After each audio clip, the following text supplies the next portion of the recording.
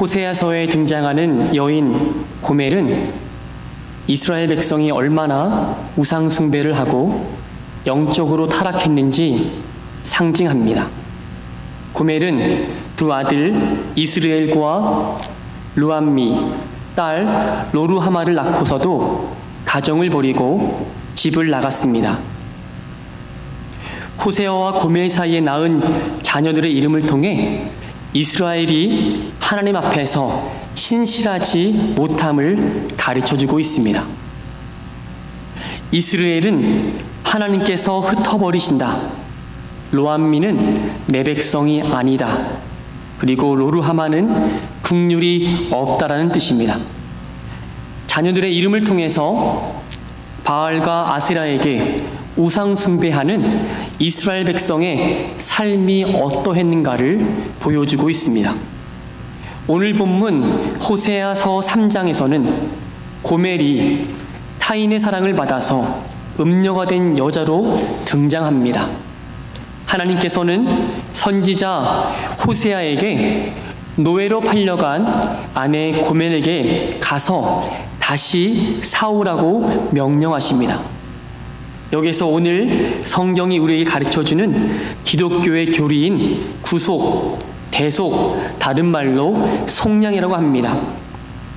골로새서 1장 13절로 14절 말씀이 보게 되면 그가 우리를 흑암의 권세에서 건져내사 그의 사랑의 아들의 나라로 옮기셨으니 그 아들 안에서 우리가 속량 곧 죄사함을 얻었도다 라고 말씀합니다.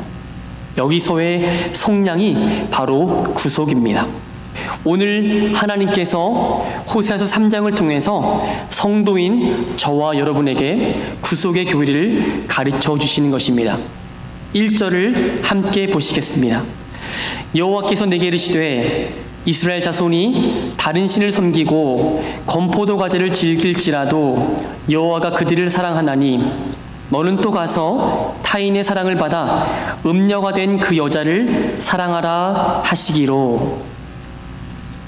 이스라엘 자손이 하나님 외에 다른 신을 섬기는 우상 숭배에 빠졌다는 것입니다. 그와 동시에 건포도 과자를 즐겼다는 것입니다. 이스라엘 백성은 10계명 중 제1계명인 나 외에 다른 신을 섬기지 말라는, 나 외에 다른 신을 내게 두지 말라는 것을 지키지 못했습니다. 늘 함께 하시는 하나님 앞에 들을 수도 없고 볼 수도 없고 움직일 수도 없는 그 우상을 섬기고 즐기고 있다는 것입니다. 그런데 우리 하나님은 속도 없으십니다. 저들이 우상을 즐겨 섬긴다 할지라도 오히려 사랑하신다라고 말씀하시는 것입니다. 예레미야서 7장 18절에 보게 되면 자식들은 나무를 줍고 아비들은 불을 피우며 부녀들은 가루를 반죽하여 하늘의 여왕인 우상을 위하여 과자를 만들었다고 기록하고 있습니다. 바로 1절에 나오는 건포도 과자를 말합니다. 우상 제단에 올릴 음식이 바로 건포도 과자였다는 것이죠. 그것을 부모와 자식이 함께 만들고 하늘의 여왕인 아세라를 섬겼다고 예레미야가 기록하고 있습니다. 호세아 시대도 마찬가지입니다. 하나님께 영광을 돌려야 할 그 가정이 우상을 위하여 헌신하고 즐기고 있다는 것입니다. 이스라엘에게 포도는 기쁨의 상징입니다. 그런데 그것을 우상 제물로 드렸다가 다시 그것을 건포도 과자를 가지고 와서 먹었다는 것, 엄연한 음행이라는 것입니다. 하나님 백성은 하나님 외에 다른 신을 섬겨서는 안 됩니다. 하나님 외에 다른 신으로 한눈을 팔 때 성경은 그것을 음행이라고 말합니다. 호세아의 아내 고멜은 이스라엘 삶의 비참함을 대변하고 있습니다. 고멜은 남편 호세아를 떠나서 이 남자 저 남자를 근근하며 따라다니다가 비참한 신세가 되었습니다. 결국 고멜은 노예시장에 팔려 가게 되었고요. 고멜 스스로 노예 상태에서 벗어날 수가 없었습니다. 이스라엘 스스로는 죄의 사슬에서 벗어날 수 없는 것과 같습니다. 그런데 이것이 웬일입니까? 하나님은 호세아에게 여호와께서 우상 숭배하는 백성을 사랑함과 같이 너도 가서 고멜을 사랑하라고 말씀하시는 겁니다.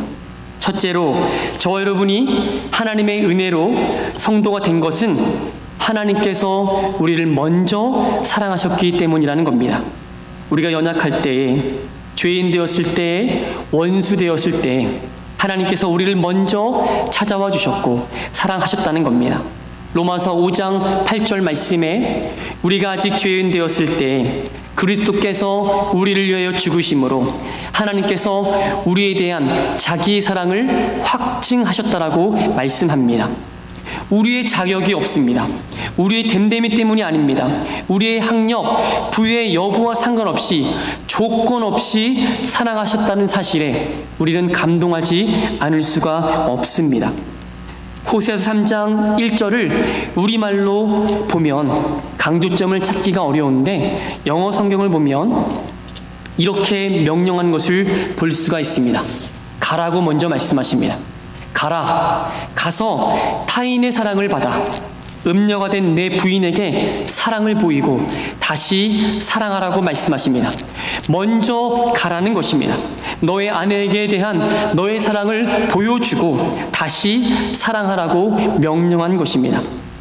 하나님의 명령을 받은 호세아는 자기 집에 머물러 있지 않았습니다. 노예시장에 팔린 그 아내를 위해서 찾아 나선 것입니다. 만약 호세아가 먼저 찾아가지 않았다면 어떻게 되었을까요? 고멜에게는 소망이 없는 것입니다. 결국 고멜은 노예로 팔려가서 짐승 취급을 받다가 죽을 수밖에 없었을 것입니다. 이와 마찬가지로 하나님께서 죄인된 우리를 먼저 찾아오지 않으셨다면 우리는 아무 소망이 없는 것입니다. 구원도 없는 것입니다. 오직 영원한 지옥 형벌밖에는 없었을 것입니다. 사랑하는 성도 여러분, 우리가 먼저 하나님을 찾아가 사랑한 것이 아닙니다. 하나님께서 우리를 먼저 찾아와 주셨고 사랑해 주셨습니다.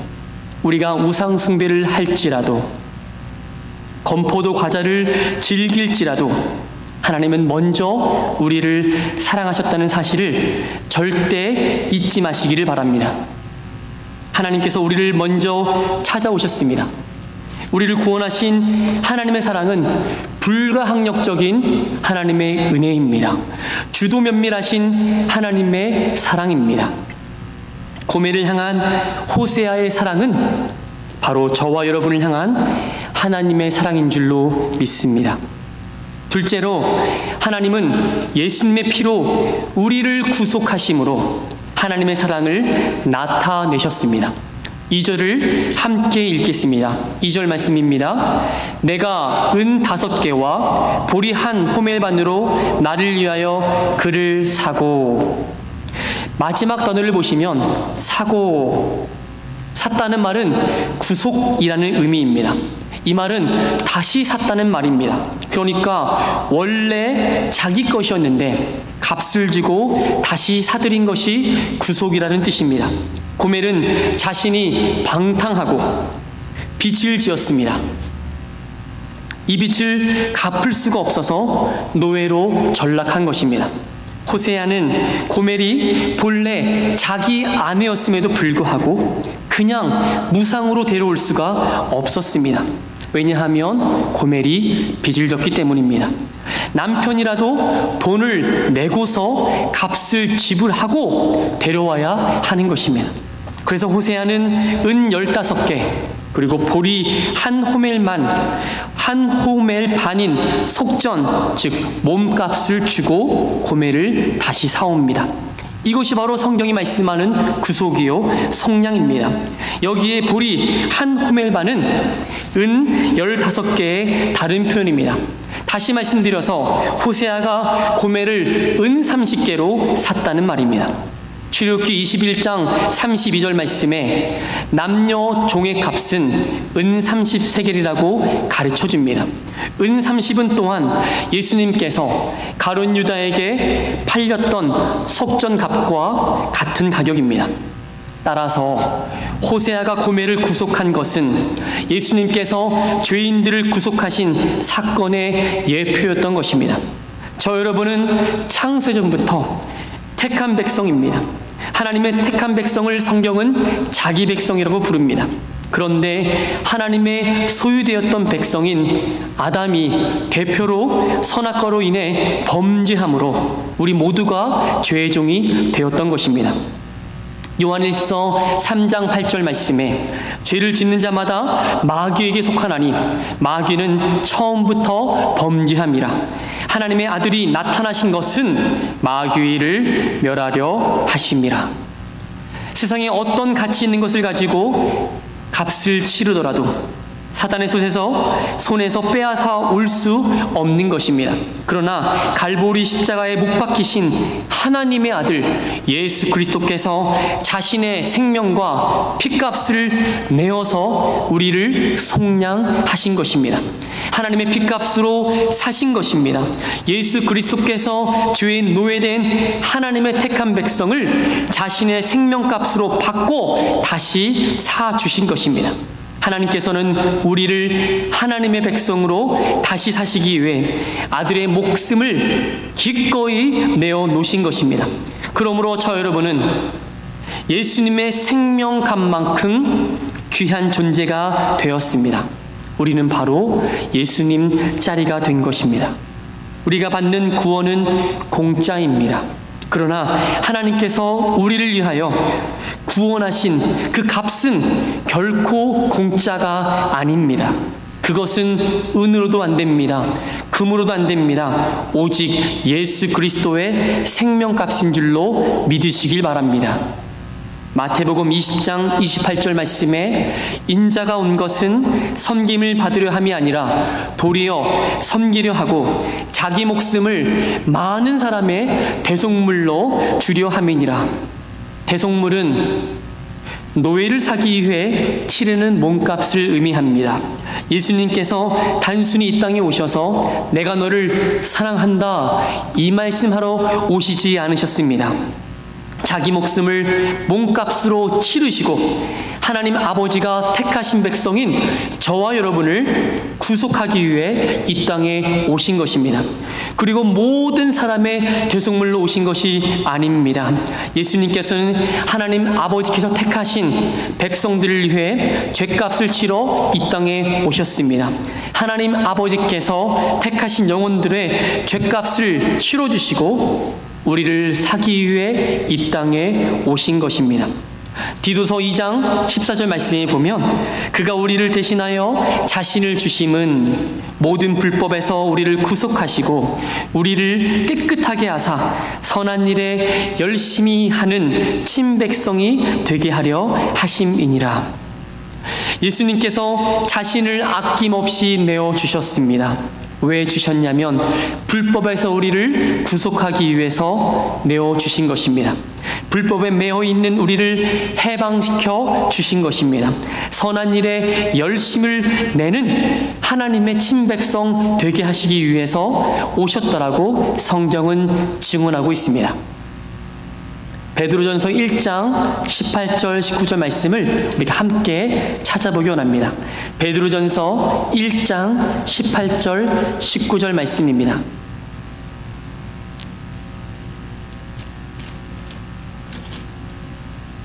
신약 성경 베드로전서 1장 18절로 19절 말씀 377면에 있습니다.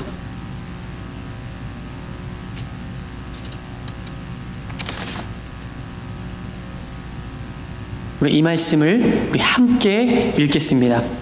너희가 알거니와 너희 조상이 물려준 헛된 행실에서 구속함을 받은 것은 은이나 금같이 없어질 것으로 된 것이 아니요 오직 흠없고 점없는 어린 양 같은 그리스도의 보배로운 피로 된 것이니라.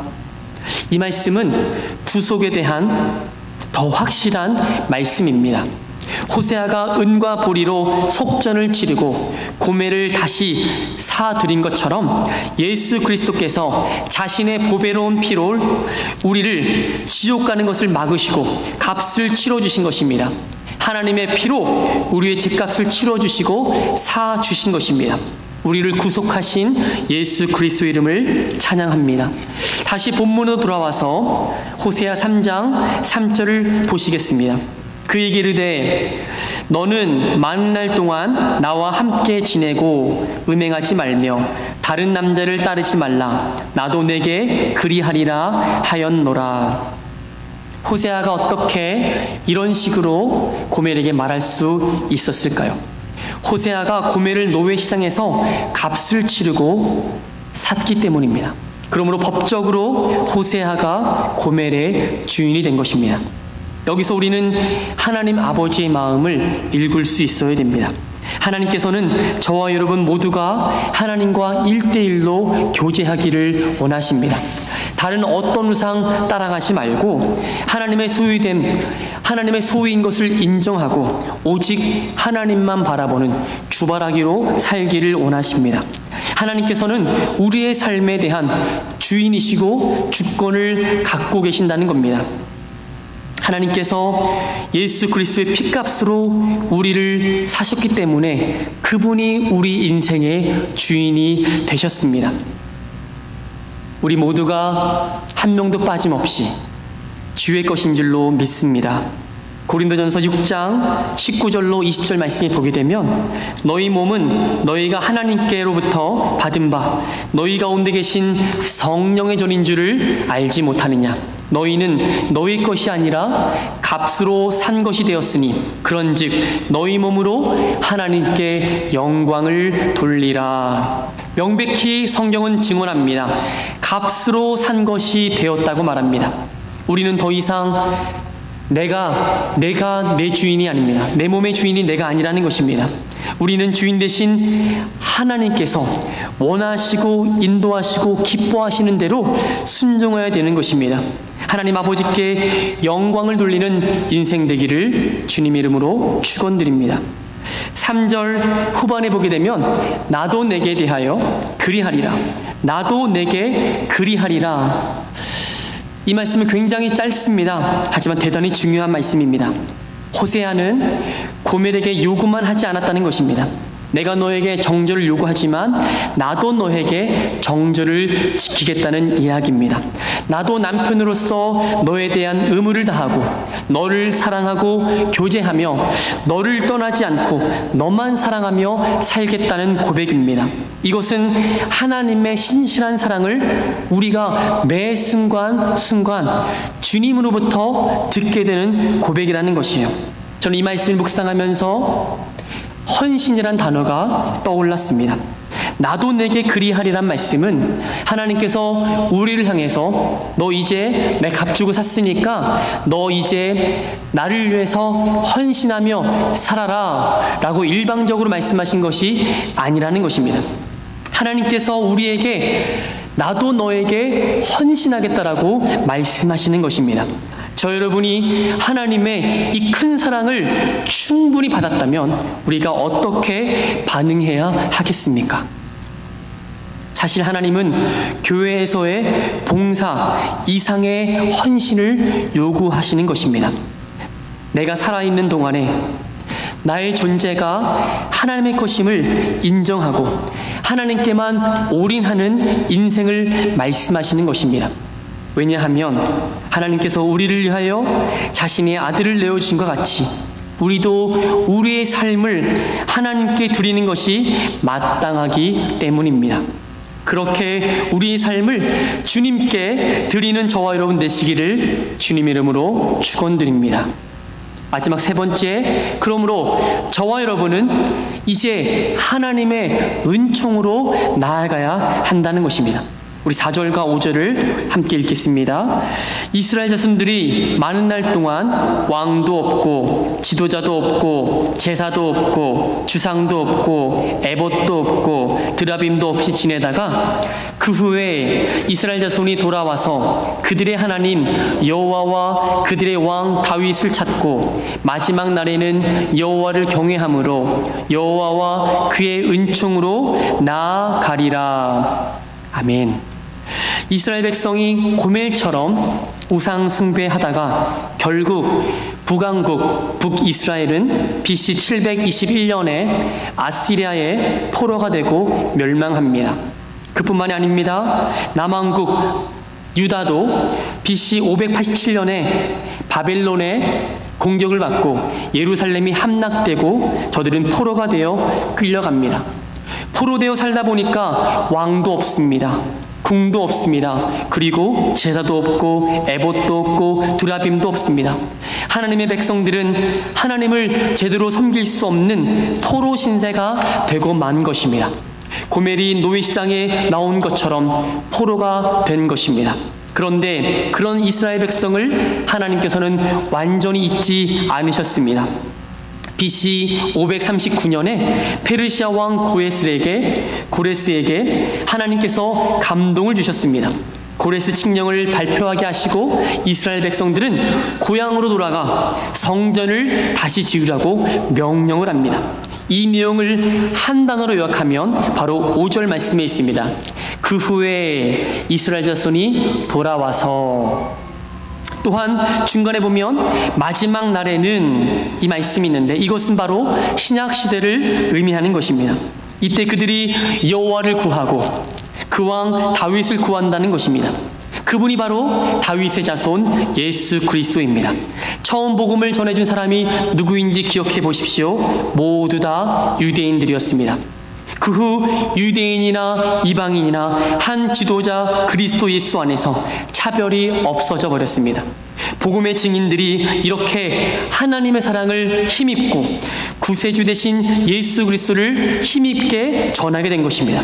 그리고 저들은 복음을 팔레스타인에만 묶어놓지 아니하고 세계 곳곳에 증거하면서 하나님을 경외하게 되고 하나님의 은총으로 나아가게 된 것입니다. 예수 그리스도를 통해서 이스라엘을 향한 하나님의 사랑이 그대로 성취된 것입니다.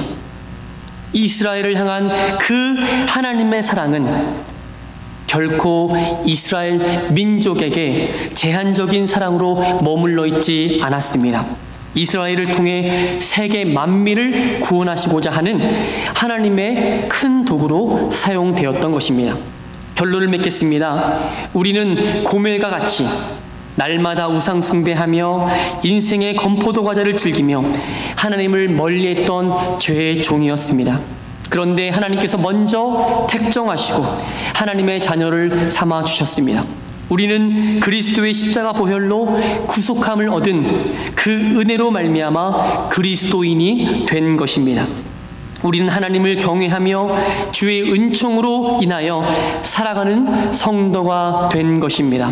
이러한 믿음의 고백이 우리의 입술과 마음의 묵상으로 매일매일 고백하게 되시기를 주님의 이름으로 축원드립니다. 함께 기도하겠습니다. 자비와 은총의 하나님 아버지 감사합니다. 죄와 허물로 죽었던 우리